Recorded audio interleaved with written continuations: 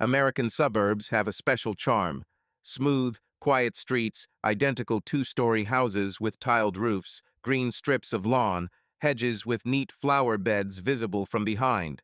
Here, people celebrate Halloween with garlands on their porches, put New Year's wreaths on their doors, and know their neighbors by name.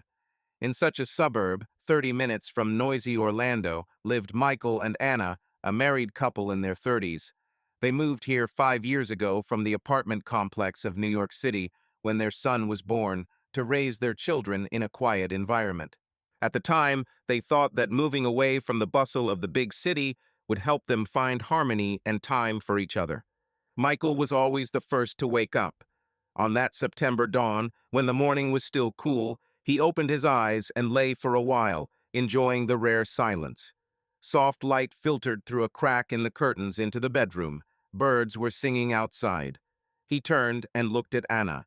She was sleeping on her side, her hands pressed to her chest as if protecting something important, her lips slightly parted, her eyelashes trembling in sleep. At times like these, Michael remembered how trusting and open she had been when they first met. An art student who loved musicals and museums. They had met in a bookstore on Broadway.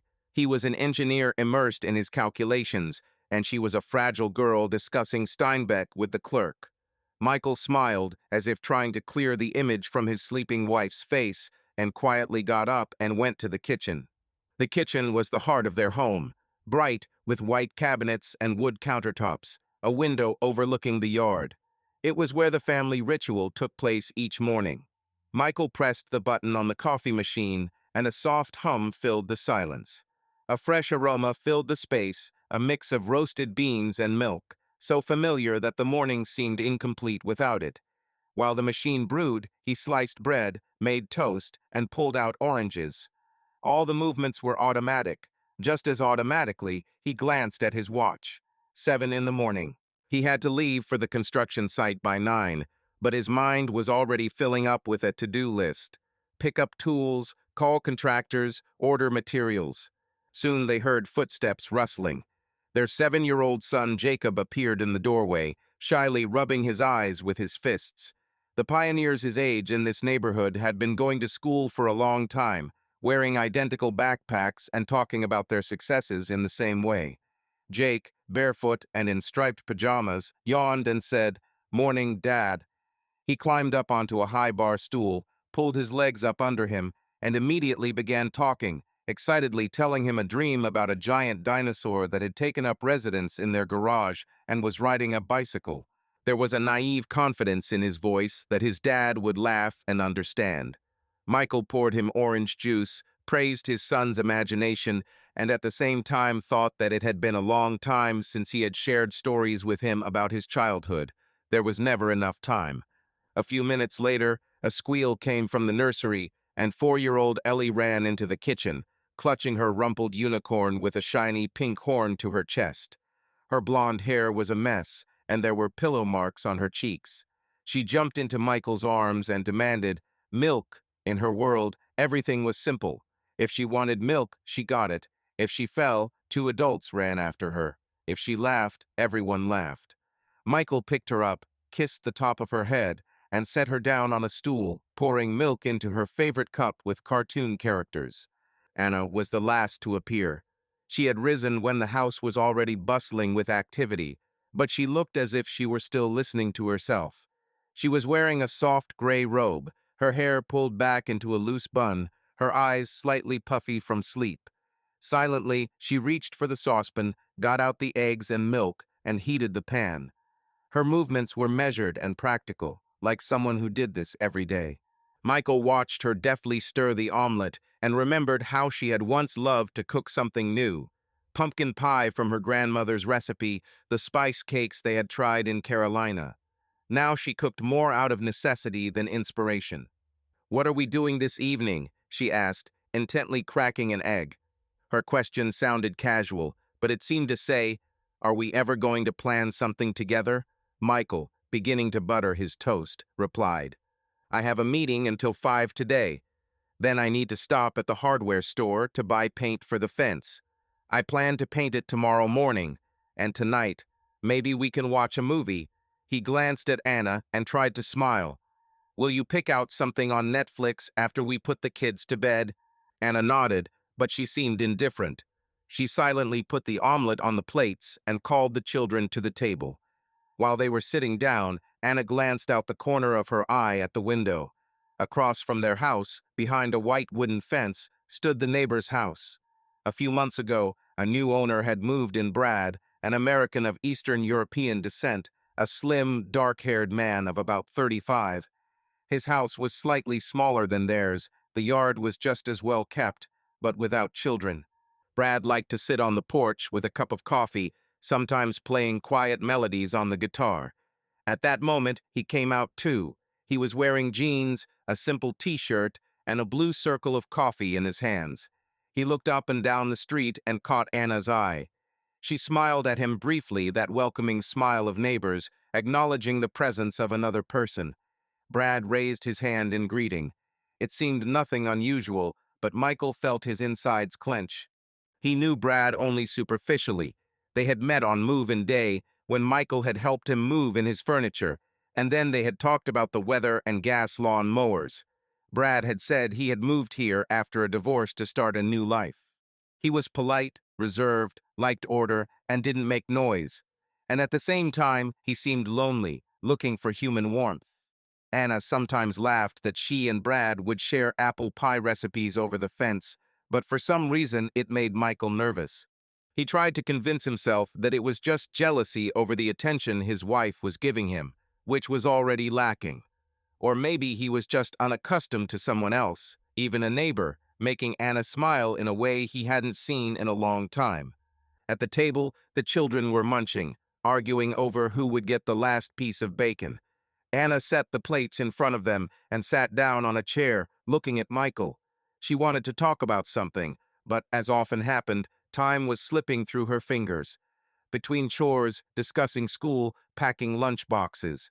Michael poured her coffee, put his hand on her shoulder, an automatic movement that used to mean support. She responded with a short thank you and began to explain to Jake why it was so important to tie his shoelaces so as not to trip. The day was just beginning, but fatigue was already in her eyes. As he was getting ready, Michael noticed how Anna spent more time than usual looking at her reflection in the mirror before leaving. She fixed her hair, smoothed down a stray strand, and lightly touched her lips. He wanted to come up to her, hug her from behind, kiss her neck, but for some reason he stopped. Either he was in a hurry, or he was afraid of being misunderstood. A thought was born inside him. They both lived in the same house, but more and more often they walked parallel roads. As Michael pulled his truck out of the garage and stopped in front of the house to load his tools into the back, Brad came out to the gate.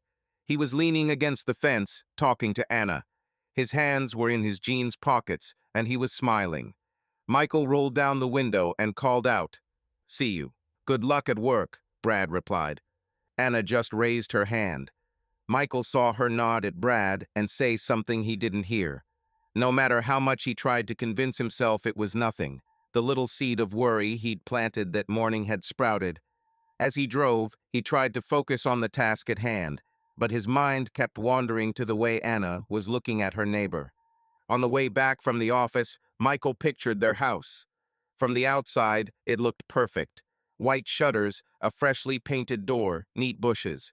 But behind this facade hid something he didn't want to admit. A wall of misunderstanding had formed between him and his wife. They didn't quarrel, but they weren't happy together either. Everyday life was sucking them in like a quagmire. At home in the evening, he saw the same picture. The children were running around the yard. Anna was talking to Brad through the fence. They were discussing some TV series, laughing like old friends. Michael, holding a bag of cement, joined their conversation, but felt superfluous. Brad left, leaving them a box of homemade cookies with gratitude for their help. Anna smiled gratefully, and Michael realized that while he was delivering the cement, something had arisen between Anna and the neighbor: warmth, friendly concern. That evening, as they sat on the couch and the kids fell asleep, Anna logged into a social network on her phone.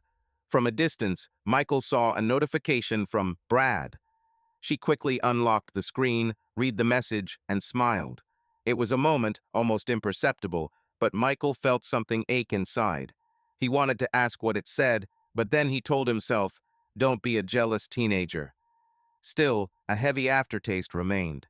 That night, lying in bed, he stared at the ceiling for a long time. Anna had fallen asleep with her back to him. Her breathing was even, but Michael felt as if a wall had grown between them. He reached out, wanted to put his hand on her shoulder, but pulled it back. Fear of hearing, "I'm tired." A thought popped into his head.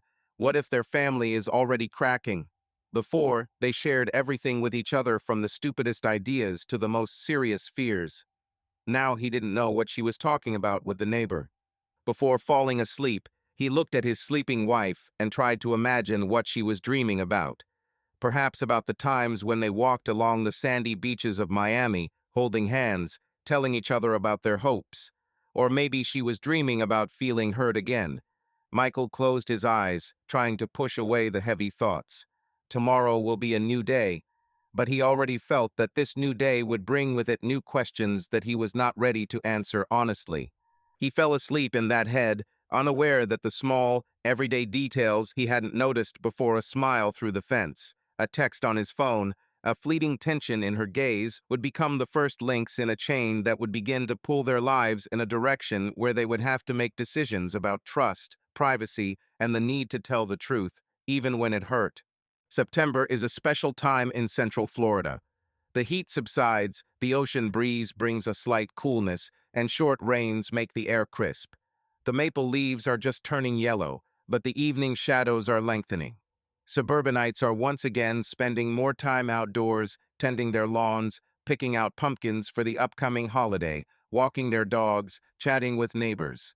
Life on their block had been quiet for a few weeks, but Michael noticed that Anna was increasingly finding excuses to go out when Brad would normally be sitting on the porch or working in his yard. At first, it was a small thing.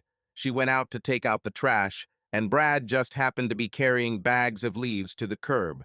They said hello, exchanged a few words about the weather. Anna remembered that she had forgotten to return a book to him, and here she was at the neighbor's porch. The next time, she accidentally noticed that she had forgotten to water the azaleas by the gate and went out with a watering can.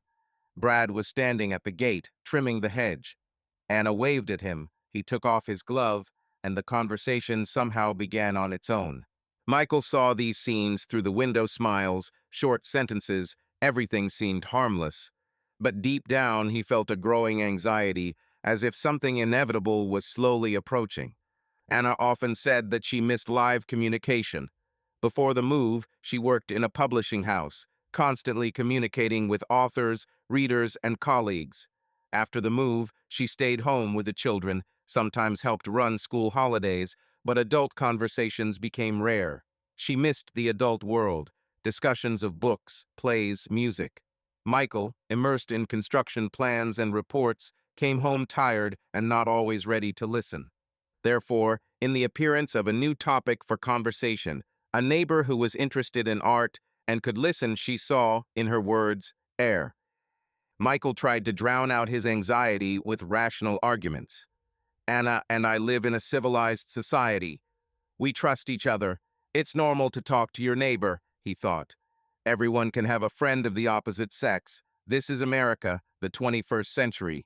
But every time he passed the window and saw Anna laughing at something Brad said or taking a sip from the glass of lemonade he brought her, Michael felt like an extra spectator in his own life. The conversations grew. Whereas before they had been casual phrases, now the conversations dragged on. Michael would go out to paint the fence, put down a can of paint, and hear someone laughing behind him. He would look around. Anna was standing by the gate, leaning on the white wooden railing, and Brad, leaning against his side of the fence, was telling a story from his childhood. He was gesturing, raising his hands, his facial expressions and voice were bright, and Anna was laughing in a way Michael hadn't seen for a long time. He saw her make that gesture that always meant she was engrossed in a conversation, tucking her hair behind her ear, tilting her head, lightly touching her collarbone with her palm. One evening, Michael was carrying a box of tiles into the house when he heard Anna say, "Brad, you're so funny. I didn't know you could tell stories like that. To this, Brad replied, I just like to share. I'm glad that someone is listening. Someone is listening. The words caught Michael's attention. He put the box down and walked over to them. Hello, he smiled, trying to look casual. What are you discussing? Oh, hi, Brad said. Oh, I was telling Anna about my trip to Savannah last year. Were you there? No, Michael replied. I still haven't arrived. You should go, it's a beautiful city, Brad said, turning his gaze to Anna. It's so beautiful, especially in the fall. Historic houses, cobbled streets. Yes, that's probably great, Anna said, looking down slightly. Michael felt awkward. He had inserted himself into the conversation, but he didn't know what to say. Brad, on the other hand, continued his story without difficulty. Michael held the box between them as a shield, and then, citing business, left. Irritation grew inside. His wife enjoyed listening to other people's stories, while their own conversations were limited to everyday matters. Over the next few days, Anna found more and more excuses to talk to her neighbor. I'm going to plant new tulips by the gate, she would say, and a minute later he would see her and Brad sitting on a bench, discussing fertilizer. Brad gave me some advice on how to fix our rose arch, she would say over dinner. Michael would listen and nod, trying to be supportive, but he felt that there was a subtle, almost invisible connection between the words Brad and us. He tried not to show jealousy. He would tell himself, she still came home, she sleeps with me, we are a family. But in his heart, every time he saw them together, it was as if another small stone was being placed in his chest.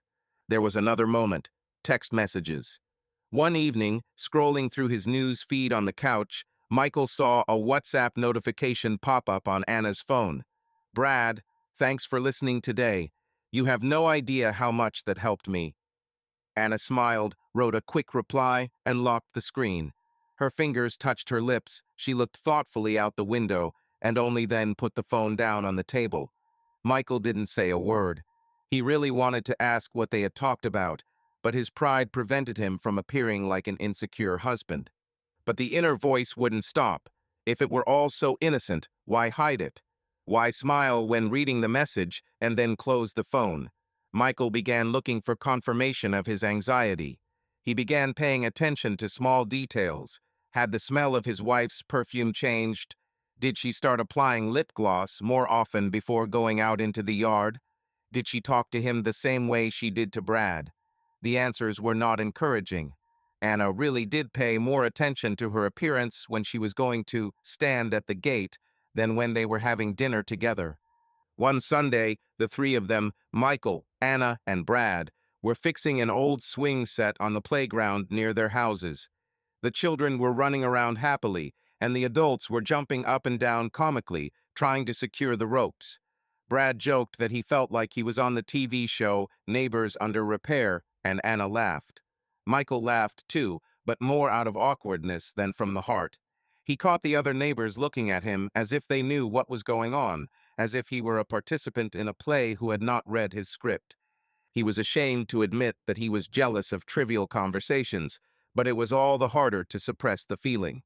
Then, when the swing was fixed, the children sat on it, and the adults settled down on a bench. Brad got out a bottle of homemade iced tea, Anna brought cookies, and the conversation began again. The topics changed. Stories about movies, about travel, about music. Michael participated, but his sentences were short. He watched Anna come alive with each story, her eyes lighting up, her questions. When was the last time we talked like this? Michael thought, and his heart sank unpleasantly. That evening, while collecting toys from the yard, Anna said to Michael, You know, sometimes I feel like we're stuck in a rut. I'm home all day, you're at work, and all we talk about is the kids and bills. But with Brad, I can talk about anything. Books, movies. He listens, and I feel, she searched for the word, I feel alive.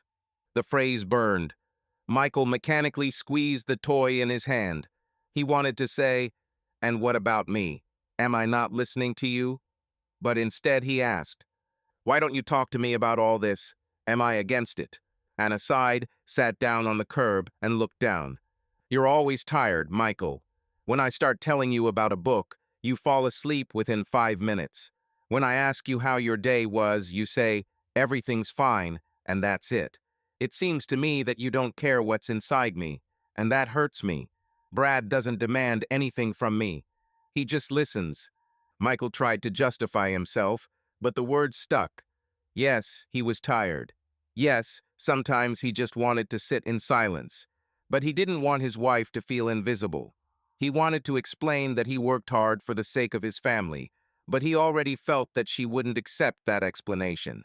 So he just said, I understand that you are looking for communication, but just remember that we are not strangers. Talk to me, even if I am tired. I want to be near you. Anna nodded, but expressed doubt. Either she didn't believe that anything would change, or she simply didn't know how to restructure their communication. The next day, she went out again for some fresh air, when Michael was sitting at his desk with reports. Her laughter came through the open window. He sighed, closed his laptop, and went to paint another section of the fence, trying to drown out the bitterness with paint. A couple of days later, Michael was painting the bottom boards when he overheard Anna and Brad arguing about the movie. Brad said, do you really think that old movies are better than modern blockbusters? Of course, Anna laughed. They made sense. People talked, felt, and didn't just blow things up and shoot. Okay, then I'll invite you to see Casablanca, Brad replied. I have it on disc. Have you seen it? I saw her 100 years ago, but... Anna hesitated. I don't know. We'll see. I'll invite you to watch a movie. Michael's grip on the paintbrush was so tight it hurt. He pushed the can of paint away, walked into the garage, and closed the door behind him. His heart was pounding. He felt jealousy, resentment, and fear all mingling into one emotion that felt like rage. He tried to keep a straight face and not make a scene, but the phrase, I'll invite you, was ringing in his head.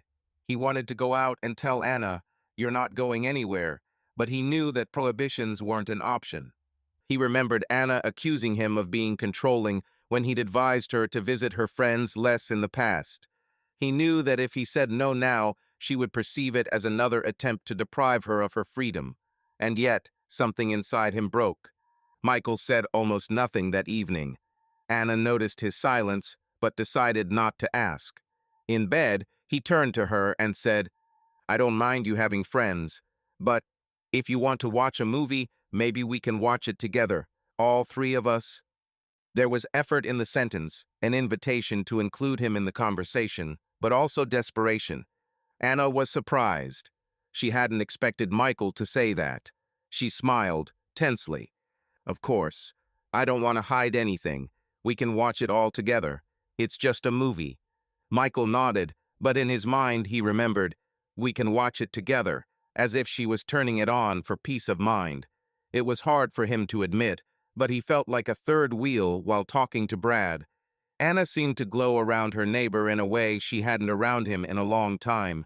And while he knew that many marriages went through stages where someone sought solace elsewhere, it didn't make it any easier. He soon found that he had become accustomed to Anna often going out for a breath of fresh air just when Brad returned from work. At first, these encounters seemed random, then regular. Each time, he convinced himself that it was just a coincidence, that there was nothing wrong with it. He swallowed his own doubts and watched Anna's fair head and Brad's dark head rise above their painted fence. He began to feel like an observer who has turned on the television and cannot turn it off because he is afraid of missing something. One day, he casually mentioned his worries to a coworker. The coworker just chuckled and said, Man, you just have to trust. We had a similar story. My wife was friends with the guy next door, I was jealous, and then I realized it was all in my head. Sometimes we feel like we're being betrayed, but it's not true. Michael wanted to take comfort in this advice, but the feeling of danger did not go away. He felt that their marriage was on shaky ground, and every new conversation between Anna and Brad, every smile, every message seemed to undermine this ground. Late that evening, when Anna had gone upstairs with the kids, Michael went to the computer and typed into the search engine, signs of emotional infidelity. He read articles, advice from psychologists, and discussions on forums. They all said that emotional infidelity is when your partner shares intimate things with someone else, seeking understanding that is not there in the family. Michael felt the words, emotional infidelity, pressing on his chest. He did not want to apply this concept to their lives. He felt that the term was too heavy, that it was exaggerating. But as he closed the computer, he realized that this was exactly what was happening. He became afraid. At that moment, he decided that he would not remain silent. He promised himself, if the situation continued, he would find a way to talk to Anna. But deep down, he was afraid. What if the conversation led to something he did not want to hear? He understood. Their family was at a crossroads, and every conversation, every minute of silence brought them closer to a choice, to go their separate ways or to try to rebuild a long-forgotten bridge of trust. Autumn continued to slowly come into its own, and with each passing day, the air inside Michael and Anna's house grew cooler, not because of the weather. Their children enjoyed the noisy school events, went to clubs, painted with finger paints, and in the evening, tired, with traces of chocolate on their cheeks, they fell asleep in their rooms. Only then did the time come when the adults could talk. But instead of talking, silence reigned in their house. Every night after dinner, Michael would take off his work boots and turn on the television. News flashed on the screen, commentators discussed politics, and he would only pretend to listen. The sounds were background noise to fill the void. Next to him, Anna would empty the dishwasher, wipe down the counter, and put away the toys the children had left in the hallway.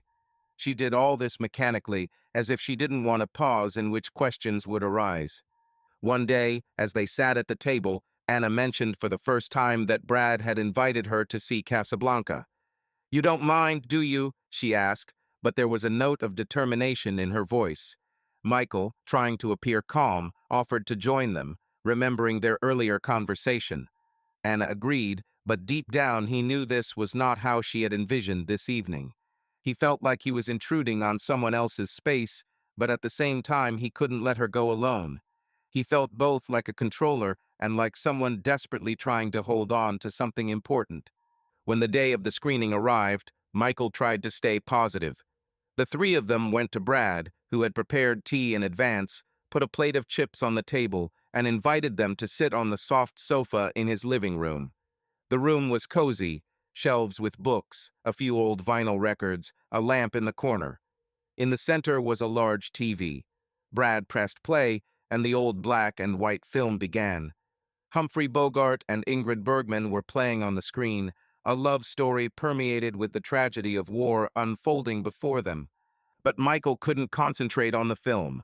He watched Anna occasionally sneak glances at Brad, watching them smile together at the same moments.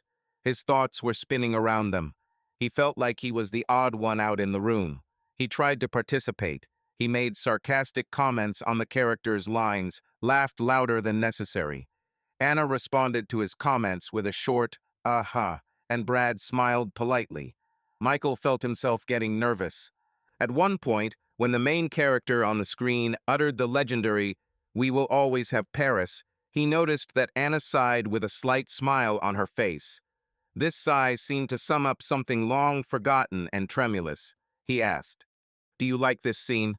Anna turned to him, as if pulled from her memories, and answered, "Yes, I remember watching this movie with my mother when I was 15.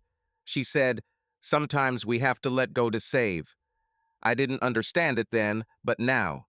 She didn't finish. Michael nodded. He wondered how much meaning Anna had put into that phrase. Letting go to save, was that a mirror of their situation? Perhaps she, too, felt trapped, unsure of what to do. After watching, when they were already returning home, Anna quietly said, "Thank you for coming. It wasn't like the first time. You both."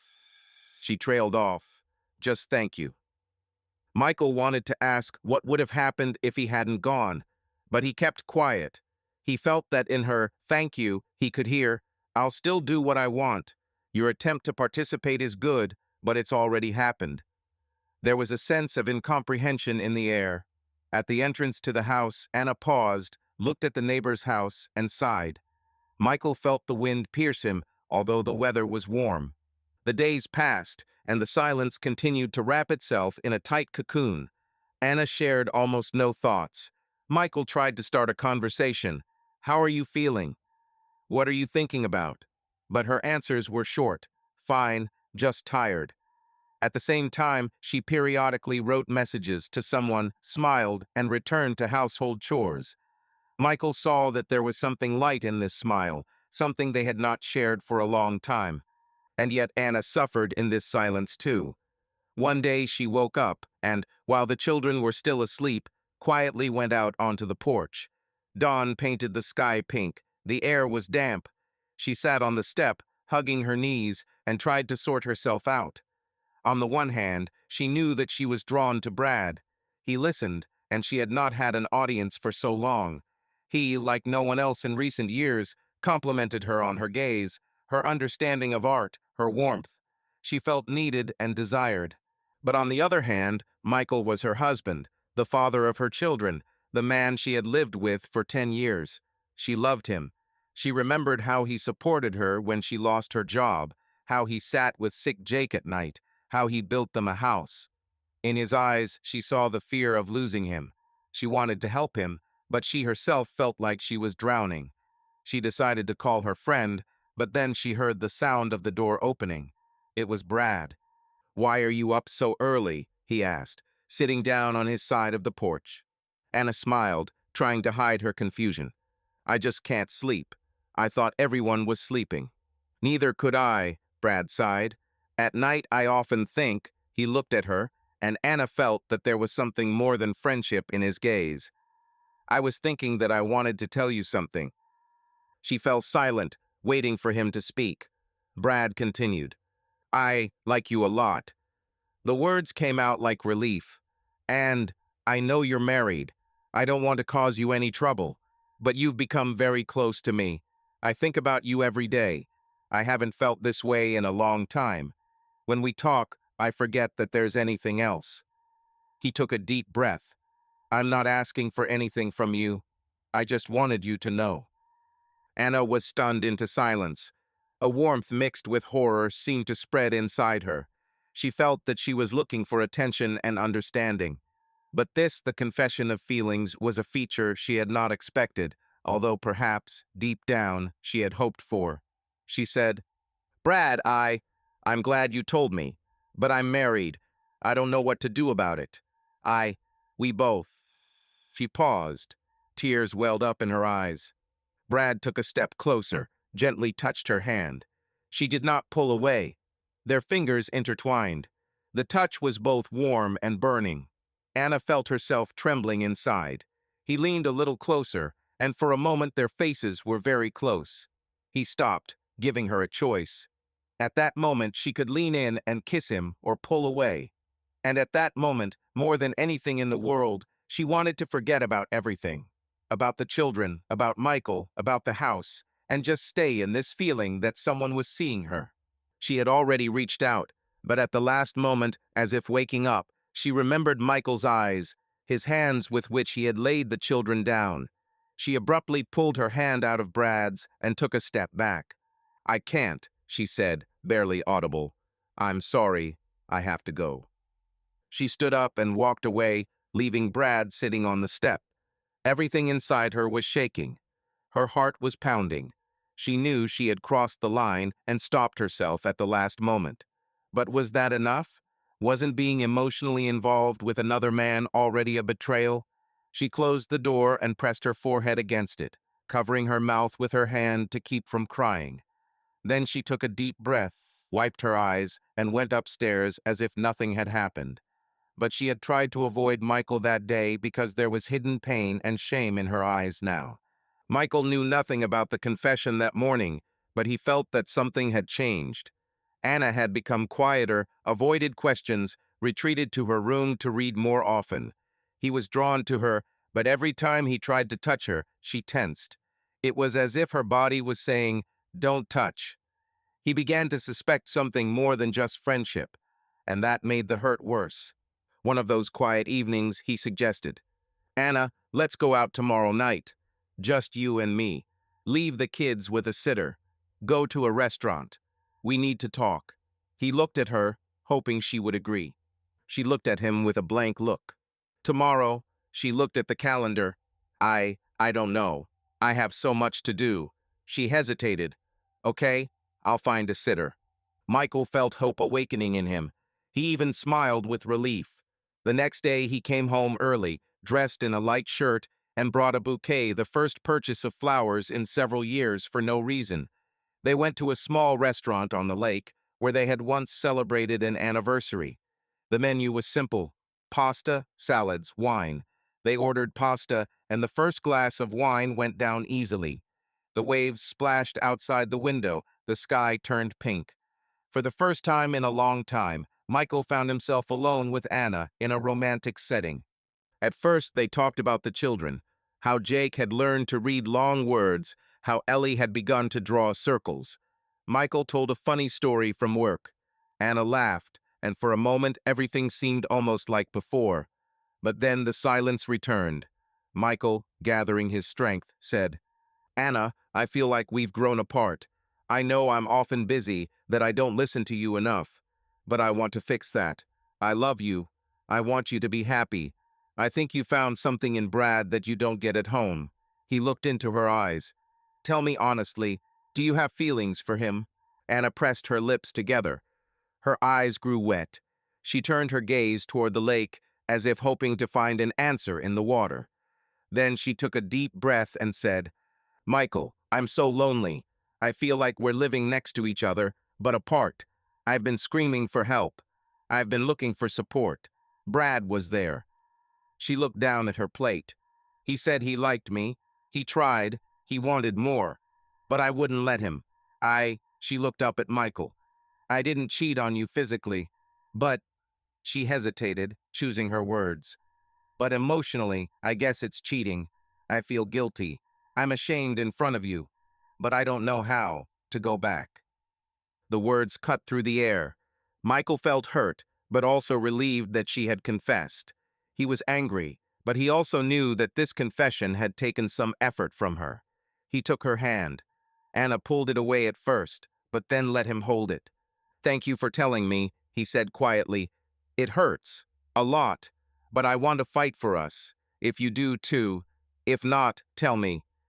His voice was filled with fear of being denied. Anna looked into his eyes, and for the first time in a long time something familiar flashed in her gaze. She did not speak for a long time, and then said, I want to. I don't want to lose our family, but I don't know how to go back.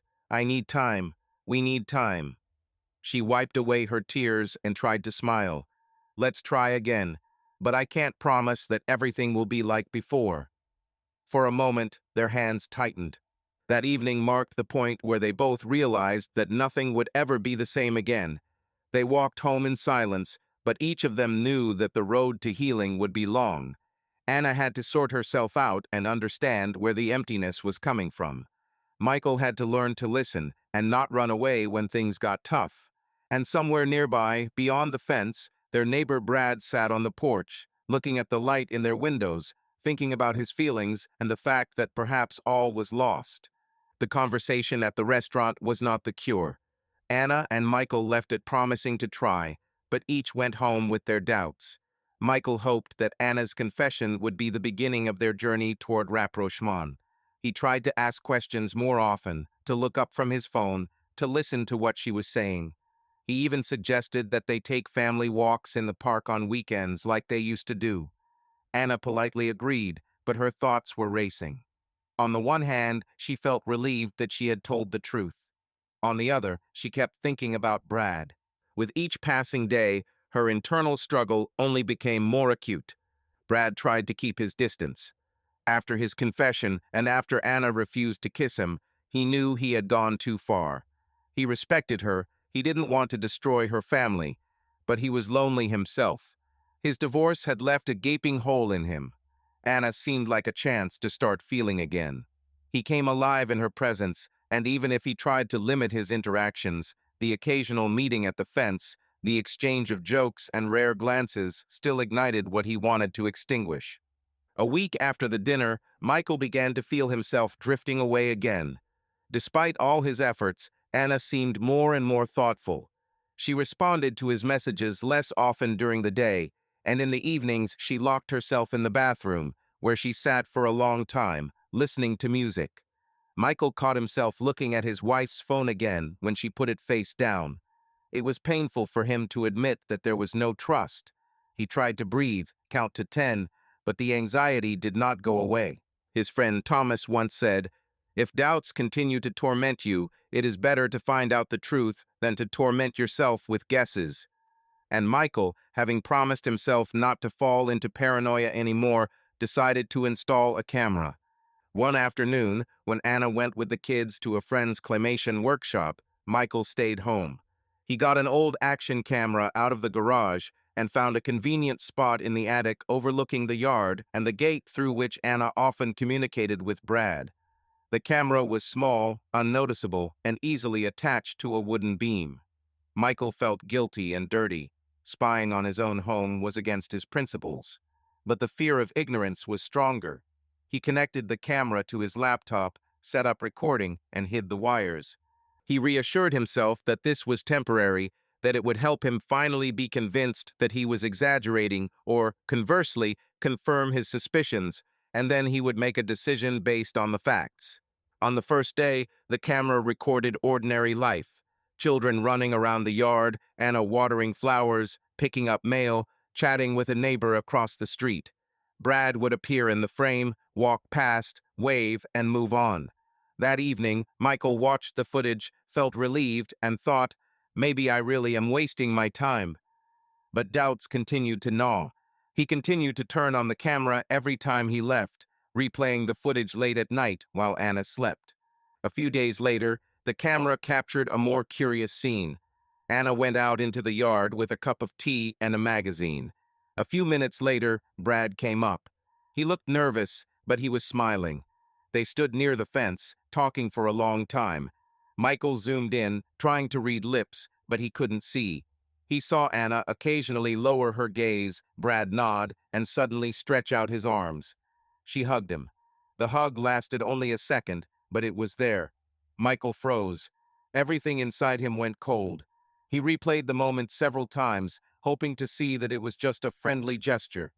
But there was something intimate in the movement.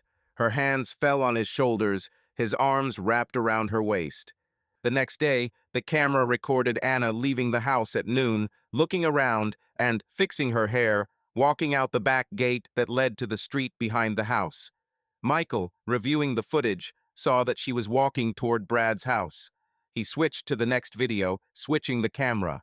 The footage showed her knocking on the neighbor's door. Brad opened it and let her in. The door closed. Next, an empty yard. Michael sat watching the screen, his heart pounding. He checked the time. Anna had been at Brad's 45 minutes. When she left, she had her hands in her pockets, walking quickly home. Brad stood on the porch, watching her, then closed the door. Michael closed his laptop, leaned against the wall, and tried to take a deep breath. His world was spinning. He felt anger and despair pounding inside him, like his chest was on fire. He stood up and paced the room, trying not to crush anything under his hands. He wanted to run out and demand an explanation, but he knew he wasn't ready to talk in this state. Instead, he poured himself a glass of water, drank it, and tried to calm down. Anna's words came back to him. "I didn't cheat on you physically." And now, what had happened at Brad's house? Maybe nothing. Maybe they were just talking. But the hug, the attempt to hide, why hadn't she told him she'd come to see him? Michael decided that for his own peace of mind, he needed to set up another camera. He couldn't install a camera in someone else's house without permission, but he could put it closer to the fence to hear the sound. He found an old microphone, connected it to the camera, and hid it under a weeping willow that grew near the fence. Now the camera caught not only the picture, but also the phrases. Michael felt that he was overstepping his bounds, but he convinced himself it was better to know the truth than to live in conjecture. The next day, he left for work, leaving the system on. Inside, everything was shaking with anticipation. The recording he watched that evening changed everything. On the screen, he saw Anna go out into the yard again during the day, look back and head for the gate. She knocked on Brad's door. He opened it and let her in. The camera's sound picked up the click of the door. At first, there were rustling sounds, the sounds of a saucepan and a chair being moved. Then voices. First Anna. I thought we agreed. To keep our distance. We decided. I know, Brad said, his voice low and controlled. But I can't. I think about you all the time. I know it's selfish. You said you wanted to keep this family together, and I respected that. But he paused, then spoke again. I love you, Anna. And if this isn't right, just tell me, and I'll go. But I can't just be the neighbor waving over the fence. There was a pause. Anna could be heard sighing nervously. Then her voice. Brad, she whispered, as if she were afraid to be heard. I think about you all the time, too. I try to forget. I try to focus on my family. But with you, I feel like myself. Her voice shook. I know it's terrible. I know I'm betraying Michael. And the kids. I must be a terrible person. She began to cry. The sobs were audible. Michael listened and felt his heart break. He wanted to turn off the recording, but he couldn't. He heard Brad come closer. You're not terrible. You're just unhappy, he said. You deserve to be happy. He sighed. I don't want you to make a decision because of me.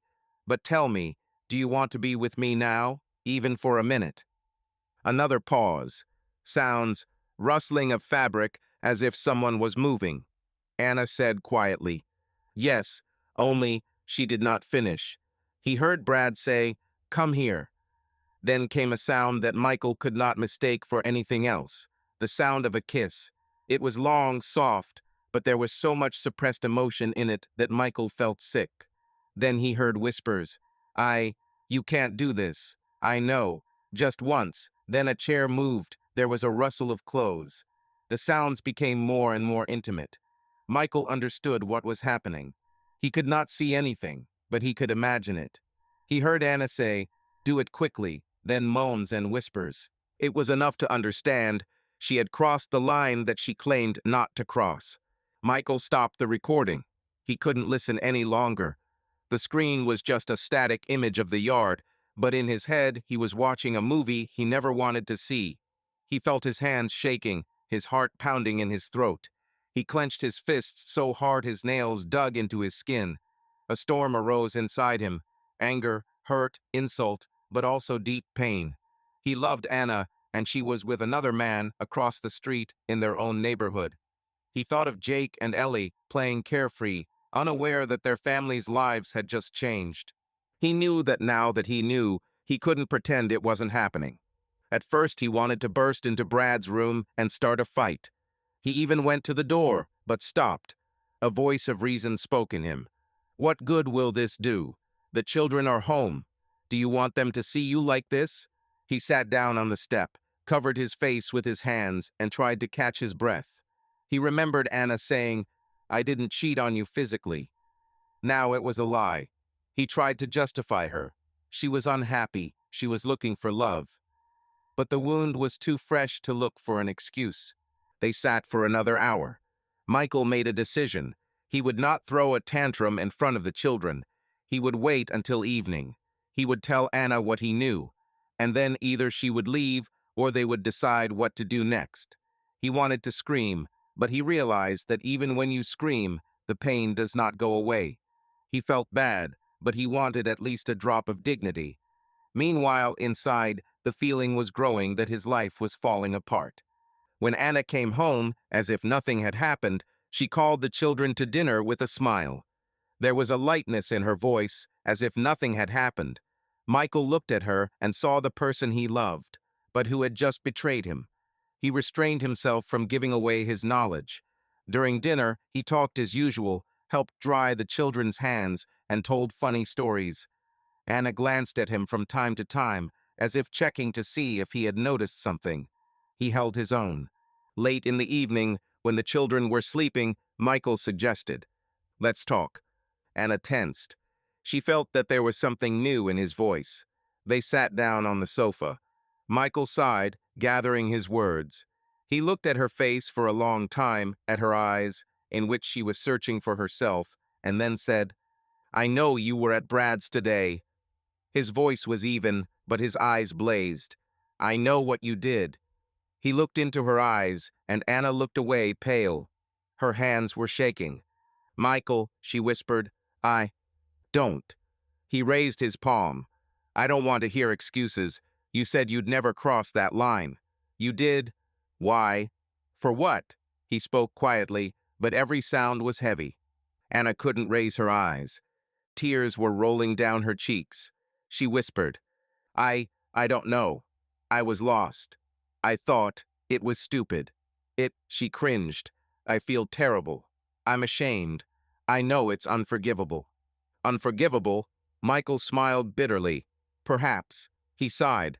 "I can't say what will happen now. I love you, but I'm not sure I can live with this." He ran his hand over his face, as if erasing something. "We need to think. Do you want to be with him? Or was this just a moment of weakness?" Anna looked up, her eyes full of tears. "I don't know, Michael." Her voice was hoarse. "I thought I loved you. And yes, I still do. But with him, I felt it. And I needed it. Now I realize I crossed a line. I don't know what I want." She covered her face with her hands. "I'm confused." Michael was silent. The pain was too great to continue. He stood up. "I'll go. I need to think." He took his jacket and left the house. The night was warm, but he was cold. He walked along the streets, empty, lit by lanterns, and felt the world around him falling apart. That night was a turning point. Michael realized that their lives would never be the same. He had to decide whether to forgive or leave. Anna, alone in the living room, sobbed, feeling the weight of her mistake. In the house next door, Brad sat in silence, realizing that he had caused someone pain. But most importantly, there was a choice ahead that would determine whether they would remain a family or go their separate ways. The night Michael left home was long for all three of them. He walked through familiar streets, each house a set from his ordinary life that had suddenly become alien. Love, anger, and humiliation fought in his soul. He tried to remember moments of their family happiness. The first day in their new home, Jake's birth, Ellie's laughter on the beach. But these memories were mixed with the recent sounds of the recording, with images of Anna hugging another. He called Thomas, a friend who had become accustomed to late-night conversations. "Come," Thomas said, without asking any unnecessary questions. "I'm at home. My wife is on a business trip." Michael went. Thomas met him with a bottle of whiskey and a big hug. They sat on the porch, looking into the darkness. Michael told them everything, showing them the short notes he had copied on his phone. Thomas listened in silence, wincing occasionally. "Brother," he said when Michael finished, "I don't know what to tell you. It's hell." He sighed. "I had a cousin who went through something like that. He left. And I'm another example. My wife kissed a coworker once, confessed, and I almost ran away. And then we talked and went to a psychologist. Everything is fine now. But that's us. You're different. What matters is whether you want to forgive her, and whether you want to trust again. Without trust, you can't pull through. And what matters is what she wants." Michael was silent. He didn't know. He was crushed. He spent the night on Thomas's couch, but he couldn't sleep. By morning, he had decided. Leaving now would mean letting his emotions win. He would go home, but not to forget everything. He would think about the children. Anna, meanwhile, sat in the kitchen, her head in her hands. After Michael left, she had sat in the same position for hours, while the tears dried on her cheeks. She felt empty inside. She was overcome with fear that he was gone forever. She knew she had made a choice that could not be undone. She tried to understand why. She remembered Brad saying, "This feels right to me." She remembered her answer, "Just this once." That word had stuck with her. Just this once. It seemed to justify it, but it didn't justify anything. She knew that what she had done could destroy her family. If Michael didn't forgive, she would lose him, the children, the home. She would lose a part of herself. And if he did forgive, would she be able to look him in the eye without shame? These thoughts swirled until she fell asleep right at the kitchen table. In the morning, the children woke up and immediately felt something strange. Dad didn't come in to hug them. Mom didn't smile. Jake went up to Anna and quietly asked, "Mom, will Dad come?" Anna looked at her son. Her eyes were foggy and red. She sat down and hugged him. "He will come," she said, although she herself was not sure. "Daddy needs time now, but he loves you very much." Jake nodded and went to his sister. He could feel the tension in the air, but he didn't understand what was happening. Ellie was trying to put the toys back in their places, looking at her mother, as if she was trying to figure out whether to ask for a cookie. She brought the unicorn and quietly sat it on the chair opposite Anna, as if supporting it. Michael returned by midday. He opened the door and walked in with a stony face. Anna looked up and saw weariness in his eyes. He walked into the kitchen, glanced at the children, and said, "Hi, guys," in a friendly but tense voice. They ran up to him and hugged him. He hugged them, trying not to show that he was clenching inside. Then he looked at Anna. She stood up and took a step as if she wanted to hug him, but he pulled away slightly. "We need to talk," he said quietly, trying not to disturb the children. "But not now. Later, when the children have gone to bed." She nodded. The day passed in tension. Michael acted as if nothing had happened, playing with the children, helping them with crafts, as if he was thinking a lot. Anna walked around the house as if she were walking on glass. Brad did not leave the house, and this was the only relief. Evening came. They put the children to bed, and Michael said, "Let's go." They went out into the yard and sat down on an old garden bench. The sky was full of stars, and the air was fresh. Michael began, "I've been thinking all night. I'm angry. I'm hurt. I'm humiliated. You made a choice that destroyed me. I don't know if I can forgive you." He paused, looking straight into her eyes. "But I know we have children, and I know that breaking up a family isn't a decision made in a moment." He sighed. "Tell me honestly, was this a one-time thing, or is it ongoing? And do you want to be with him?" Anna tried to speak, but her voice trembled. "It was a one-time thing," she whispered. "I don't know why I did it. I was in some other world. I thought I'd feel alive just once. It was terrible. Right after, I felt like I'd made a terrible mistake. I don't want to be with him. I want. She trailed off, tears streaming down her cheeks. "I'm not sure I can say I want to be with you because I hurt you so much. I understand if you leave, but I want you to know that it was just a momentary blur, and I'm not sure it was worth it." She sobbed. Michael listened, clenching his fists. He wanted to believe, but his disbelief was strong.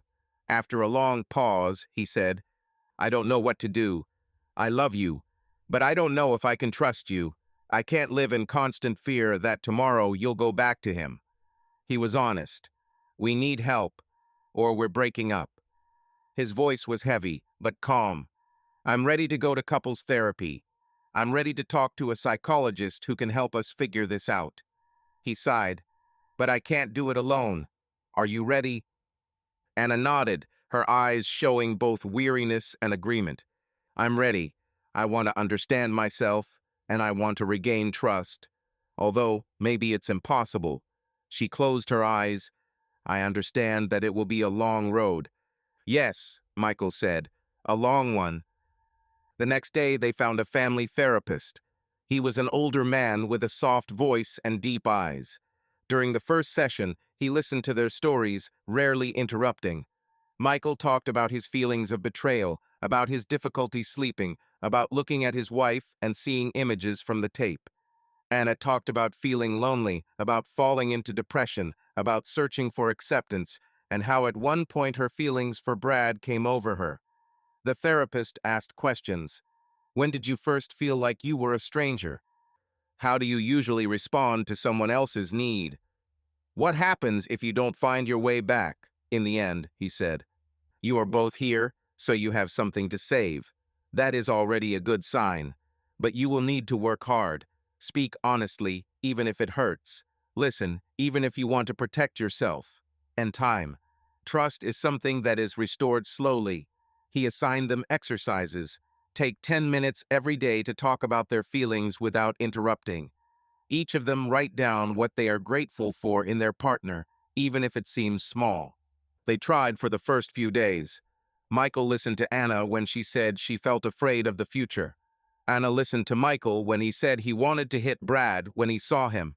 They wrote down gratitudes. Anna wrote that she was grateful to Michael for always making the kids breakfast. Michael wrote that he was grateful for her patience with Ellie. They seemed small, but they were like building blocks. And yet there were often silences between them. The words were heavy as stones. They were both vulnerable. Meanwhile, Brad realized that he had created a disaster. He rarely went outside, trying to avoid meeting Anna and Michael. However, one day, returning from work, Michael saw him on the porch. Everything in his chest began to boil. He went to the fence and said, "We need to talk." Brad looked up, his face tired. "Michael, I know you're," he trailed off. "Look, I don't want to make excuses. It's my fault. I did something I shouldn't have done. He swallowed. I wanted to be with her because I felt bad. But I knew it wouldn't solve the problem. And I did it anyway. It's stupid. It's selfish. I'm ready to leave. I can move out if I have to." There was regret in his voice. Michael stood, clutching the railing of the fence. All thoughts of fighting vanished in an instant. There was only emptiness inside. "You don't have to go anywhere," he said wearily. "This is our choice, and our chaos. But," he looked Brad in the eye, "just stay away. Give us time." "I understand," Brad replied. "And Michael, I'm sorry." With that, he walked into the house and slammed the door. The conversation didn't bring relief, but it did make Michael realize that whatever he did to Brad wouldn't change the truth. They would have to deal with Anna. He came home. Their children were watching cartoons. Anna was washing dishes. He went over and hugged them all, felt their warmth, and for the first time in a long time, a tiny spark of hope appeared inside him. It was small and weak, but it was there. Weeks passed. They continued to see a therapist. Anna cut off all contact with Brad. She avoided the yard and limited her conversations with neighbors to greetings. Sometimes she wanted to text Brad, "How are you?" But she stopped herself. Her life was now focused on her family and working on herself. She read books about forgiveness, about how to rebuild trust, about the psychology of marriage. She talked to her mother, who had been married for 40 years. Her mother said, "Your father and I had our moments too, but we chose to stay, and it wasn't always romantic, but it's a choice." Anna wondered, could she make this choice consciously, or had she already made it? Michael worked on himself too. He stopped checking her phone. He spent more time at home and stopped working on weekends. He tried to see Anna as the woman he had come to love, not the mistake she had made. Sometimes he would remember the recording and be shaken. Then he would go for a run or call Thomas. He would let himself get angry, and then he would come home. One evening, they were sitting on the porch. The children were sleeping. The autumn wind rustled the leaves. Anna said, "Do you remember when we moved here? We were so happy then. I was carrying Ellie in my belly. You were painting the walls. We thought we would have the perfect house." "I remember," Michael answered. "And now I think that a house is perfect not when everything is beautiful on the outside, but when inside, people are ready to look each other in the eye honestly, even if they are broken." He turned his head to her. "I don't know if we can do it, but I'm ready to try while I can, because we started this together." He took her hand. "Are you ready?" Anna nodded. A tear glistened in her eyes, but it was not a tear of pain, but like the first rain after a long drought. They sat in silence, holding hands, listening to a dog barking in the distance, to the rustling of leaves. Inside, they both felt warm from the realization that perhaps they had a chance. It was small, like a sprout that was just breaking through the cracks. But it was there, and that was the most important thing. 3 months had passed since Michael and Anna had started going to couples therapy. Gradually, their life had stabilized. They had learned to voice their feelings without losing patience, and were able to build a new system of interaction. Michael no longer looked at his wife's phone. He trusted, although the pain sometimes made itself known. Anna stopped writing to Brad, avoided his house. He, realizing that the pain he had caused was enormous, tried to be invisible. They rarely saw each other, only by chance on the street, nodding to each other, like ordinary acquaintances whose common history had long been closed. The children grew up, laughed, and the sounds of joy again resounded in the house. But life often tests people just when it seems the storm has passed. One Saturday, Michael went to work, although weekends were usually family days now. The office needed his help with an emergency project. He told Anna he would be back for dinner. She planned to do some gardening and paint a picture for school with the kids. The morning passed quietly. She and the kids painted an apple tree, laughing at how funny Ellie was drawing a unicorn in every corner. At noon, the kids fell asleep. Anna went out onto the porch, inhaling the fresh air. At that moment, Brad came out of his house. Anna's heart sank. She hadn't spoken to him for a long time. He walked toward her, but stopped at a distance. "Hello," he said quietly. "Hi," she replied, slightly tense. "How are you?" "I wanted to tell you I was leaving," Brad said, avoiding her eyes. "Got a job out of state. Tomorrow. I didn't think I'd be talking to you, but I am." He sighed. "I wanted you to know that I'm sorry. I didn't mean to ruin what you had. I'm glad you're working on yourself." And he paused, and I wanted to say goodbye. Tears glistened in his eyes. Anna felt mixed emotions, relief that the neighbor who had caused her to act was leaving, sadness that someone close to her was disappearing, and gratitude that he had found the strength to say it. She said, "Thank you. I'm sorry too. I'm glad we're trying too. I wish you," she searched for words, "I wish you to find your happiness." Without, she didn't finish the sentence. "Thank you," Brad said. "I want you to be happy too." He took a step forward, taking her hand for a moment. "And," he chuckled, "at least give me a goodbye hug, otherwise I'll be sad on the trip." Anna hesitated for a second, but then she thought that this was really goodbye. She stepped forward and hugged him. The embrace was short but warm. At that moment, Anna felt like she was closing the door, the past. She let him go, and Brad wiped away a tear. "Take care of yourself," she said. "And you," Brad replied. They retreated.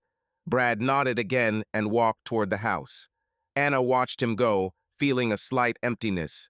She didn't see that at that moment Michael's car turned at the end of the street. Michael was driving home early because the emergency had resolved itself more quickly than expected. He was glad to be home and play with the kids, building a blanket house with them. He drove, thinking about surprising Anna with the flowers he'd bought at the convenience store along the way.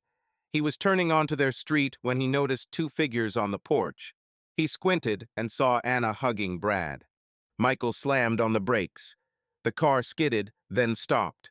His heart sank into his boots. He watched Anna and Brad standing so close. The bag of flowers fell onto the passenger seat. The thought flashed through his mind. Again, she promised. We worked. And again. His mind was rebellious, seething. He got out of the car without closing the door and quickly walked toward them. "What the hell is this?" he shouted, not waiting for her to approach. There was more pain in his voice than anger. Anna flinched. Brad turned around, seeing Michael. He let go of Anna's hand and took a step back. Michael came close to his wife. "Do you take me for an idiot?" he continued. "We go to therapy, we talk, we work, and you—" He couldn't finish.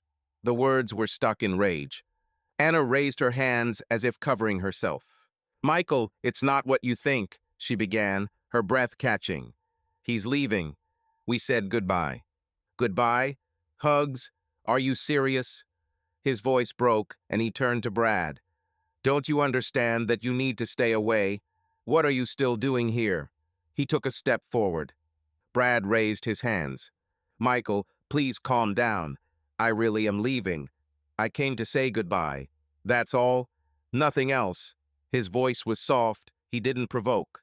He looked at Anna. We both knew it was wrong then. We're not doing anything now. I'm sorry I made you feel that way again. Michael clenched his teeth.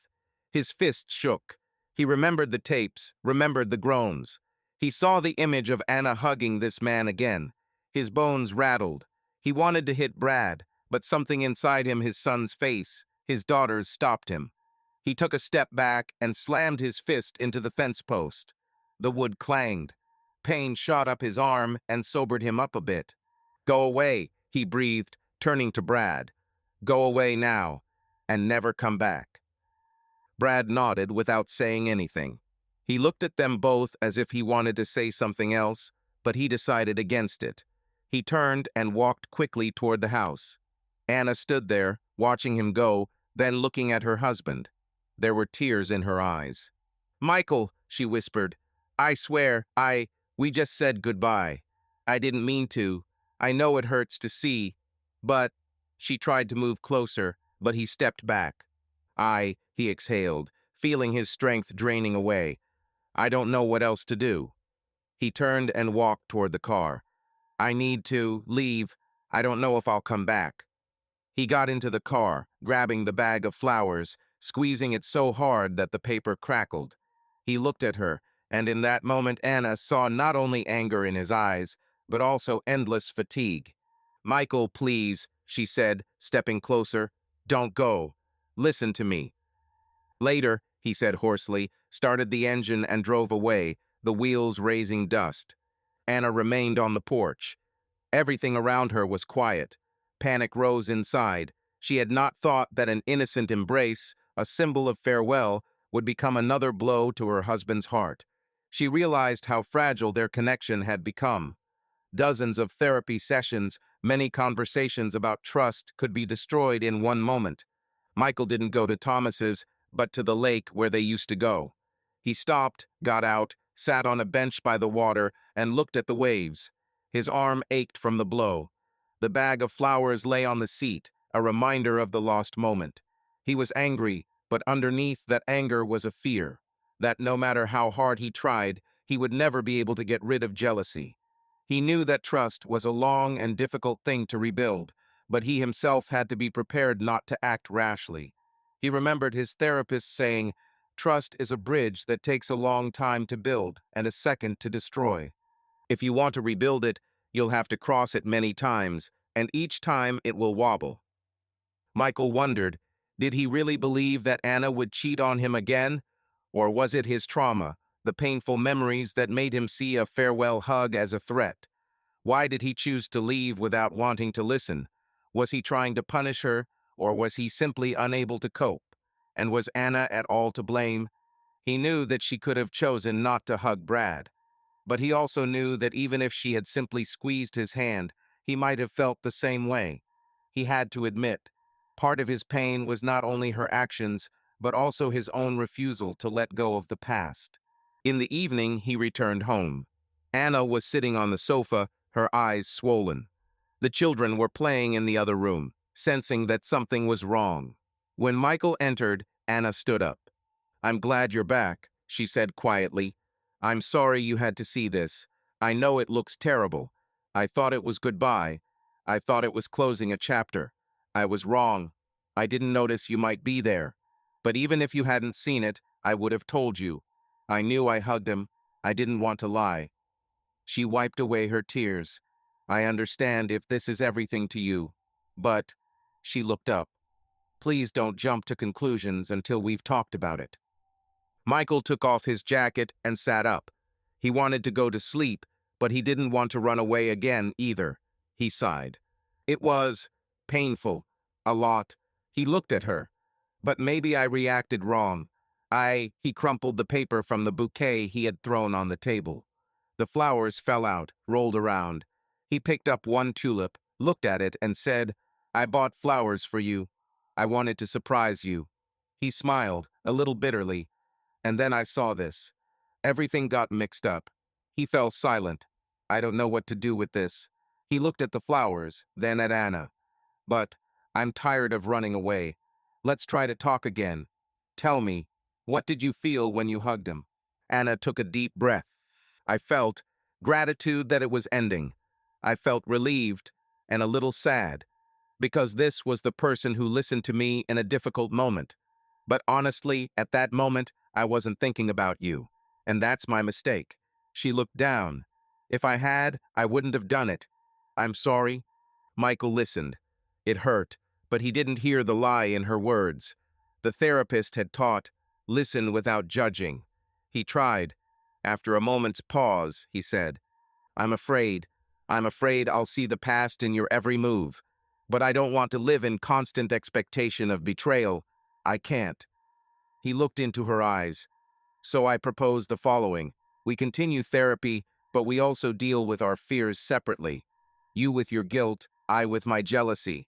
And if this situation happens again, I won't run away. I'll talk right away. He took a breath. I still want to try. Anna nodded, tears starting to flow again. Me too, she whispered. I promise, nothing like that will happen again. And if I want to hug someone other than you, I'll tell you first. She tried to smile through her tears, although it sounds strange. They both laughed softly. It was a weak laugh, but it broke the wall. Michael handed her a tulip. She took it, sniffed it. It smelled fresh and spring. A bud of hope sprouted inside her again. They sat side by side on the couch, talking about how hard the road to trust was and how much was yet to come. The leaves rustled softly outside, and that night they realized that unexpected turns were inevitable. But if they held on, if they spoke, if they did not run away, they had a chance. The first weeks after the goodbye incident with Brad were tense, but Michael and Anna held on to their promises. They saw a therapist regularly, learning to talk about their fears and desires. Michael wanted to believe he could handle his jealousy. Every time Anna stayed longer than usual at the store, or her phone sat face down for longer than usual, a wave of anxiety rose in his chest. But he remembered his therapist's words. Trust is a choice. If you choose to trust, you also choose to take a risk. He tried to breathe, repeating in his mind, I choose to trust, even if the doubt didn't go away completely. Meanwhile, work had consumed him again. The construction company where he worked had won a large contract to build an office complex, and Michael had been put in charge of the project. That meant long days on the job site, meeting with architects, conferring with city officials. One day, he went to the city department to get approval for plans. At the door, he was met by a woman wearing a badge that read, Lily Stevens, Permit Specialist. She was short, with brown hair, neat glasses, and a friendly smile. Good morning, who are you visiting? She asked. I'm on the Bayview Avenue project, Michael replied, handing over the papers. I need to get signatures. Lily took the documents, quickly leafed through them, and they began to talk. First, they discussed the layout, then the safety regulations. Her professionalism was impressive. Michael appreciated how carefully she read the drawings, asked questions. He joked that if all city officials were like this, projects would move faster. Lily laughed. I just love my job, she said, and I know how hard it is for you builders to wait for our approval. After the work part, they started talking about the weather, about how it got cold early this year. Michael, without noticing it, told me that he took the kids to the rides on the weekend. Lily smiled. Do you have children? Me too. My daughter is a teenager. She sighed. Adolescence is something. Michael felt that this small commonality, his parents, had created a bridge. They chatted for a while longer, and as he was leaving, Lily said, If you have any questions, call, and thank you for coming prepared. It's a pleasure working with you. Thank you, Michael replied. That evening, he told Anna about the meeting, almost by accident. He talked about how strict the department's rules were, and mentioned Lily as an example of a reasonable official. Anna listened, nodded, but paid no attention. She was focused on putting the children to bed. The episode passed, but it left Michael with a feeling, someone saw me and appreciated me. It seemed like a small thing, but in his life, where all the attention was on family and work, it became an unexpected breath of fresh air. In the following weeks, Michael met Lily again in the department. They discussed documentation, but gradually, during breaks, the topics moved towards personal life. Lily asked how things were going at the site. Michael told funny stories about the workers. Once, when he was waiting for another signature, Lily invited him for coffee in the cafeteria, which was located in the building. "Why don't we have coffee?" she said. "We talk a lot, but always at the counter, and the coffee here is great, honestly." Michael felt a little wave. He remembered Anna going for coffee with Brad, but he told himself that this was different. These were business partners, and coffee was an innocent act. They went to a cafe. There they chatted about work, about how difficult bureaucratic processes could be. Lily told him about her daughter, how she had fallen in love with music and was now demanding a drum kit. "And what about you?" Michael asked, smiling. "I said that first he should bang spoons on pots, and if we can stand it, we'll buy it," Lily answered, laughing. Michael also told her about Jake, who had recently fallen off his bike and demanded that his dad kiss the cut because mommy's kisses heal better, but you can try that too. Lily listened, smiling. At some point, he realized that he was telling her about his family, his emotions, very easily, and there was something parallel to his story with Anna and Brad, but he tried not to think about it. "It's just talk," he repeated to himself. They began to see each other more often. Lily would sometimes text him, "Michael, you have a document to sign. Come by when it's convenient. And by the way, how's your son? I hope his arm is healing." Michael would reply, smiling. The words, "how's your son?" seemed like a concern. He would sometimes send her a photo of a construction site, to which she would reply, "Wow, that's cool." These conversations became an unexpected source of warmth for him. One day, at the end of a hard day at work, he received a text from her. "Thinking of staying late, sitting in the office, going through my files. I hate it. How are you?" Michael sat in his car in the parking lot, taking the time to think about what to do next. He considered writing back. Anna was home, getting the kids ready for bed. The therapist had said, "When you engage in conversations that are more important to you than your spouse, that's a signal." Michael sighed, but wrote back anyway. "I'm going to be late too. Files. The files are hell. Hang in there." Lily responded with a smiley face, and suddenly he realized it was comforting to think that someone, somewhere, understood what he was going through. He remembered Anna explaining her attitude toward Brad. "He listened to me." Michael now felt something similar. One Friday night, while Anna was at yoga class, Michael finished late and decided to go to a bar next to the department store to get a sandwich. The bar was noisy. He ordered, sat down at a table. A few minutes later, he saw Lily waving at the other end of the room. "Hey," she said, coming over. "Here too. I was just thinking about grabbing a drink after work." She sat down. "How are your plans?" They talked, ate sandwiches, and laughed at the funny bureaucratic anomalies. At one point, Lily said, "You know, sometimes I feel like it's easier to communicate with strangers than with those who are close to you." She looked at him thoughtfully. "With someone who doesn't expect you to always be strong." Michael nodded. He looked at his glass. He began, "I understand." He felt the urge to say more, to talk about the pain, the betrayal, the jealousy. He paused. He had a vision of Anna saying, "I miss talking to you." And he thought, "Am I doing the same thing now?" He told himself, "No, this is just a conversation. I'm not going to." Lily caught his pause. "Are you okay?" she asked softly. "You can talk to me. I'm not just an official." He chuckled. "Yeah, it's fine," he lied. Then, looking down, he added honestly, "It's just hard sometimes." He looked at her. "My wife and I went through a tough time. We're recovering now." He suddenly felt the need to talk, and the words started flowing.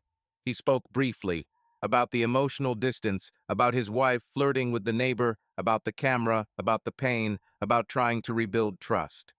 Lily listened without interrupting. She nodded when he talked about jealousy, sighed when he mentioned the children. "You're strong," she said when he stopped. "Not many people would go to a therapist. Not many people could stay around. It's hard." She touched his arm, a small, supportive gesture. Still, she went on, you have to be careful. She smiled sadly. Because it's easy to find yourself in that situation. At first you think you're just talking. And then, she trailed off. They both knew what she was talking about. The words sounded like a warning. Michael looked at her hand on his, then slowly pulled his hand away and nodded. You're right, he said. I don't want to do anything that hurts, and I don't want to repeat the mistakes. He took a deep breath. I think I should go. They paid and left. He lingered at the entrance. Thank you for talking, he said, and for your honesty. Thank you for trusting me, Lily replied. Take care. She smiled and left. In the car, Michael sat looking out the windshield. There was a strange feeling inside, a mixture of relief and anxiety. He understood how easy it was to get carried away by the attention of another. He remembered Anna admitting in their first conversation that she felt alive next to Brad Om. Now he too felt how someone else could give him a sense of support, and he was afraid. Lily was interesting, smart, and she understood him, but that was precisely what was dangerous. He decided that he would no longer go for coffee or to the bar. Their communication should be limited to work. He did not want to repeat the story that he had experienced so painfully, and he suddenly understood how difficult it was for Anna. Realizing that temptation is not always a desire to destroy a family, but sometimes a search for warmth. He called Anna on the way home. Hello, he said. Where are you? I'm finishing yoga, she replied. I'll be home in 5 minutes. Great. Michael paused, then said, I wanted to say I miss you. He smiled, feeling that he was speaking sincerely. Let's just watch a movie together tonight. Any movie you choose. With pleasure, Anna answered. There was warmth in her voice. I missed you too. When Michael came home, Anna was already in the kitchen, putting the kettle on. He came up to her and hugged her from behind. She was surprised, then turned around and kissed him. There was not only physical attraction in that kiss, but also gratitude. They sat on the sofa and chose a movie. Michael told her briefly about their meeting. Life rarely gives you a break, especially when you think you've overcome your trials. Michael honestly limited his communication with Lily, leaving only work-related matters. He told Anna what had happened, and they agreed to be open. However, no one could control the other's feelings. For Lily, that conversation in the bar was more than just a colleague's revelation. She saw in Michael a strong, caring man who, despite the pain, tried to save his family. This touched her, and as often happens, sympathy grew into a desire to be part of his world. At first it was in small ways. Lily noticed when Michael came into the department and smiled at him more warmly than at others. She would take over the entrance documents so that they would definitely cross paths. She would text him, even if it could have been solved with a formal letter. Michael, can you come by tomorrow? I wanted to clarify one detail. She always added at the end, and how are your children? When he arrived, she would often keep him talking. Michael felt that she was reaching out, but after he told Anna, he tried to be polite but distant. But despite his conscious restraint, Michael couldn't help but notice. Lily was attractive. She was smart, she had a sense of humor, she understood his problems. Sometimes, when he discussed bureaucratic complications with her, he found himself thinking, how simple it would be to live with someone who understood you on this level, without all the baggage of the past. He pushed these thoughts aside, reminding himself of his family, but they returned.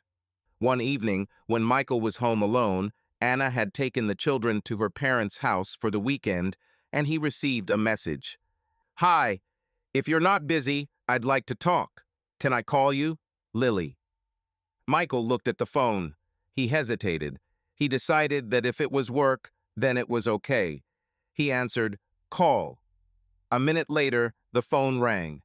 Hello, he said, trying to keep his voice even. Hi, Lily said. Her voice was quiet, but there was tension in it. Look, I know I said I'd keep my distance, but... She sighed. I can't.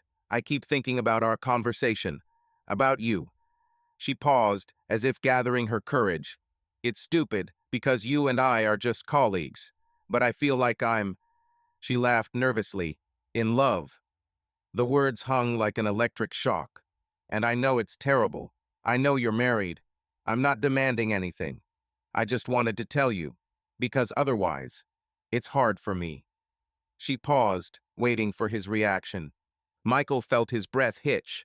He sat up, leaned against the back of the couch, and closed his eyes for a moment. His conversations with the therapist, Anna's words, the vow of trust, and now Lily's confession all came back to him. Lily, he began, choosing his words carefully. Thank you for your honesty, he sighed. That was unexpected. I'm glad you see me as someone you can reach out to. But he trailed off, because a spark had formed inside him too. He didn't want to lie. He liked Lily. Not in the same way as Anna, not as deeply, but there was sympathy and attraction. I can't promise you anything, he said finally. My wife and I are trying. I'm not ready to think about anyone else until I make a decision about our future lives. I understand, Lily said quietly, and I don't want to make you choose. She sighed. I just, I don't want to play hide and seek. She looked embarrassed. Let's leave it at that. I'll respect your choice. But if you ever need support, she trailed off. Okay, I'm sorry. I said more than I should have. Good night. Good night, he replied. He hung up and sat in silence for a long time. At that moment, he realized that he had become part of the situation he had hated so much when Anna was with Brad, someone in love with a married man, and the married man couldn't give an answer. Michael knew that if he now went down the path Anna had taken 6 months ago, he would end up in the mirror. The revelation was sobering. He decided it was important to talk to Anna. He wanted to be honest. The next day, when the kids came home and they were sitting in the kitchen, Michael said, Anna, I need to tell you something. He looked at her seriously. She became wary, but nodded. Tell me. Lily. He sighed, a woman from the department. She confessed that she fell in love with me. He saw Anna's face turn pale. I didn't do anything. I told her right away that I couldn't promise her anything. But he looked into her eyes. I need to confess, I like her. I wish she didn't exist. But she does, and I feel an attraction. It was hard for him to say it out loud. I'm telling you because we agreed to be honest. I don't want this to become our new secret. I don't know what to do with it. I don't want to lose you. But I can't ignore the feelings that are arising either. Anna listened quietly. She took a cup of tea to calm down, then put it on the table and, clasping it in her hands, said, Thank you for telling me. She looked away. I understand how it is, because I've been through it, and I know how easy it is to get carried away. She sighed. It hurts me to think that you might have someone, but I can't stop you from feeling. She looked at him. What do you want? Do you want to continue building a relationship with me, or try with her? Michael looked away. Inside, he was in turmoil, a sense of duty to his family, a rising desire to know another woman. He hesitated, then said, I don't know. He admitted honestly, and Anna froze. We've had such a long history together, and I still love you. But sometimes I think, maybe we've hurt each other so much that it's better to let go. But on the other hand, I see how we're growing. I see that we've changed. He sighed. I don't want to make decisions in a hurry. I understand that feelings for Lily may just be an attempt to escape from difficulties. It may be an illusion. I want time to understand myself. He looked at Anna. Are you ready to wait? Anna was silent. She felt Michael's words cutting into her soul. Her fears were mirrored. What had happened between her and Brad was now on his side. She swallowed back tears. I don't know, she said. I love you. I'm willing to fight. But I don't want to be your backup plan while you decide who's best for you. Her voice shook. If you feel like you want to be with her, I want you to be honest. Yes, it would kill me. But living with someone who's looking for feelings elsewhere would kill me too. She took a handkerchief and wiped away a tear. We can go to a therapist together and talk about this. But you have to understand, I can't wait forever either. Their words hung like clouds before a storm. They agreed not to make a decision right away. They went to a therapist and told him about their new circumstances. He said, "It's natural to be attracted to other people. You've both felt it. Your job is to figure out what's behind that attraction, a real desire to be with that person or an escape from the pain and difficulties of the relationship." He offered them an exercise. Michael should analyze what attracts him to Lily, Anna what frightens her in this situation. Then they should discuss and figure out how to transfer these elements into their own marriage. Michael began keeping a journal. He wrote down what he found attractive about Lily. "She understands my work stress. She tells me I'm strong. She doesn't know my mistakes. There's no baggage from the past with her." Then he wrote down what he valued about Anna. "She knows me better than anyone. We've been through a lot together. We have children together. She's stronger than she thinks. She was able to admit to cheating. She's honest with me." As he read these lists, he saw that Lily was attracted to lightness and novelty, while Anna was attracted to depth and history. The question was, which was more important to him? Novelty, which might soon lose its luster, or something that could be built on a complex but real connection? Anna, in turn, wrote, "I'm afraid of being alone. I'm afraid he'll see in her what he doesn't see in me. I'm afraid that everything we did was in vain." But she also wrote, "I'm proud that he came and told me. I see that he's struggling. I understand that I did the same. I want him to choose me not out of pity, but because he wants to." These exercises helped them speak without reproaching, but by showing that they both understood the difficulty of the situation. Meanwhile, Lily kept trying. She sent Michael a letter. "I'm sorry if I put you in an awkward position. I don't want to ruin your family. I want to be there for you, but not at the expense of your happiness. I'm going on vacation for 2 weeks. Maybe it will be easier after. Take care of yourself." Michael nodded gratefully as he read it. The letter took the pressure off. He felt respect for her decision. Several weeks passed. Michael thought less and less about Lily. He knew that the feeling of attraction was there, but it was not love. It was admiration for someone who saw him as a hero. But it is easier to be a hero when the person does not know your weaknesses. He made a decision. His family is more important. He told Anna one evening, "I've decided. I want to be with you." He said it calmly, with confidence. "That doesn't mean we won't have difficulties, but I don't want to run away from illusions. I'll talk to Lily and tell her that we can't even be friends like we used to be. I'm grateful for her support, but I'm making a choice you." Anna, listening, felt how her heart, which had been living in tension for the last weeks, relaxed. She smiled through her tears. "Thank you," she said. "I'm glad. I know it wasn't easy, and I know it doesn't change our work. But," she sighed, "it gives me hope." She put her arms around him, and they sat in silence for a long time, feeling the weight and danger go away. The next day, Michael went to the department and found Lily, who had returned from vacation. They were sitting at the table. "Lily," he began, "I wanted to thank you for your honesty and support, and to tell you that I've made a decision. I'm staying with my wife. I appreciate you being here, but we need to limit our communication to work matters." He looked into her eyes. Lily nodded, smiling sadly. "I understand," she said, "and I'm glad you found your way. I wish you happiness." She extended her hand, and Michael shook it. "Take care, Michael." He smiled. His soul was at peace. He walked out of the department, breathing in the fresh air. He felt light because he had finally made a decision, and now he could go home, knowing that his choice was not out of fear of loneliness, but out of the understanding that he wanted to fight for his family, despite all the difficult and unexpected feelings that arose along the way. The winter in their southern suburb was mild, no snowdrifts, just a little chill in the mornings and the lights that would appear on the houses in December. It had been 6 months since their last major crisis. Time had not erased the past, but it had taught them to live with it. Michael and Anna continued to work on themselves and their marriage.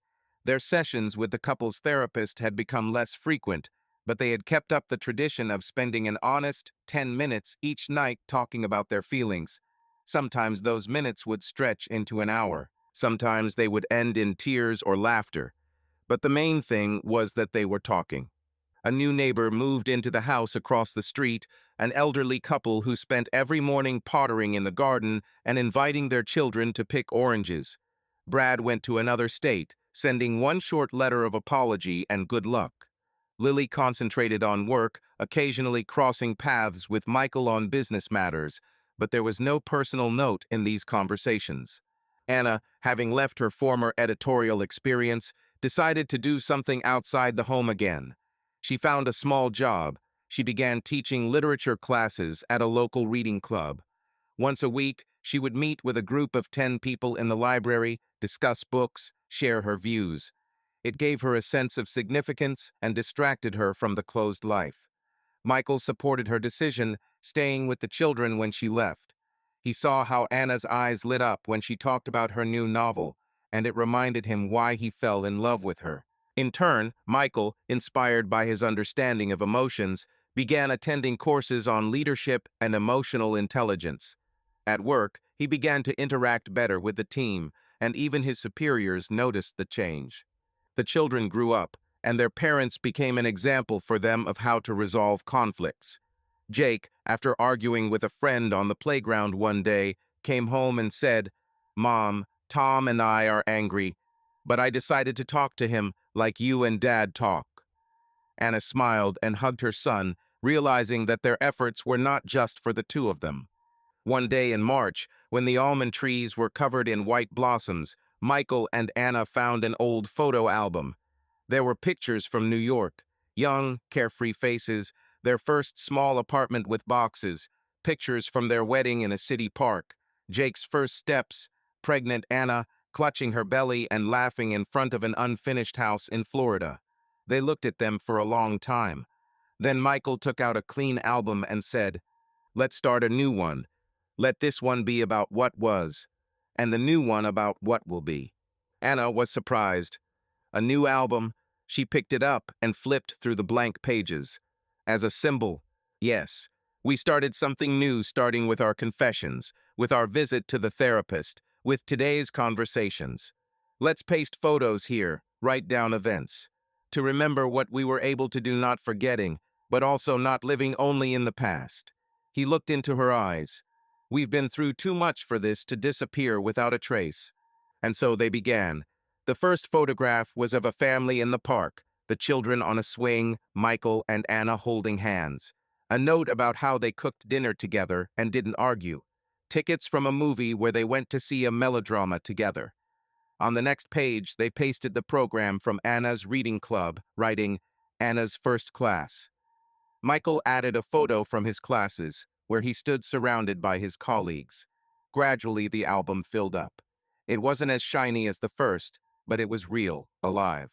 They looked at it often, laughing and remembering, for example, how they got sunburned on the beach because they forgot their sunscreen, or how Jake won the school recitation contest. Each entry was confirmation. They were moving. As summer approached, Michael suggested, "Let's have a small ceremony, just for us and the children." Anna raised her eyebrows. "Just exchange promises." He smiled sheepishly. "We've changed. Our old vows were different. Now we need new words." Anna thought for a moment, but then smiled. "It's beautiful." She took his hand. "I agree." In June, they set the table on the lawn in front of the house, with bouquets of wild flowers, and invited only Thomas and his wife, Anna's parents, and a few close friends they trusted. The children drew cards. Jake wrote, "I love our family." Ellie drew all four of them holding hands. The ceremony was simple. Michael and Anna exchanged words they had written themselves. "Anna," Michael said, holding her hands, "today I promise you not perfect love, but honest love. I promise to talk even when it's scary, and to listen even when it's hard. I promise to choose you every day, even if I have to fight my fear and pride. I promise to remember that trust is built from little things, and to cherish those little things." "Michael," Anna said, looking at him, "I promise to be open and real. I promise not to run into silence when I'm hurting inside, and to speak up if something is wrong." I promise not to compare us to an ideal, but to build our reality. I promise to love you even if life throws us into a storm, and to remember that you are my choice, and I will choose you again and again. They exchanged rings, not new ones, the same ones they had worn 10 years ago, but the exchange was a symbol of giving new meaning to old promises. Guests applauded, children clapped, Thomas shouted, "Keep it up!" After the ceremony, they ate cake, talked, reminisced. Someone said, "Your present is stronger than any fairy tale." And it was true. They celebrated the end of summer with a trip not to an exotic vacation, but to a tent camp in a nearby national park. They took tents and sleeping bags, cooked dinner over a campfire, and taught the children about the constellations. Cicadas sang around them, and the air smelled of pine. In the tent, lying next to Anna, listening to the children snore nearby, Michael whispered, "You know, sometimes I still remember those days." He didn't finish, but Anna understood. "Me too," she said. "But it's part of our journey now, and if we hadn't walked through that fire, we might not have learned to speak." She turned to him, touching his face gently with her hand. "I'm grateful," she paused. "That's a strange word, isn't it? Grateful for a lesson that was so painful, but made us better." "Me too," Michael said. "I'm not a perfect husband. I'm an ordinary person who makes mistakes. But I want to be a person who learns, and I'm glad I'm learning with you." They fell silent. A fire crackled somewhere nearby. The night was dark, but inside it was light.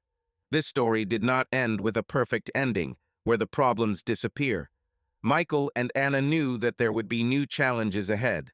Children would grow up, bringing new worries. Work would take time. Temptations would arise. Sometimes jealousy would rear its head. Sometimes the urge to close off would return. But now they had the tools: honesty, the ability to ask for help, the willingness to listen. They knew that trust is not a state, but a daily choice, and they were ready to make that choice again and again. Their love was not a fairy tale, but a mature decision. And there was real beauty in that, in imperfection, in reality, in the belief that you can start over as many times as necessary if you are willing to go together. Subscribe to our channel so that your love doesn't cheat on you, and go ahead and listen to the next story, because this story is nothing compared to the next one. If you're under 18, don't even think click to the next one.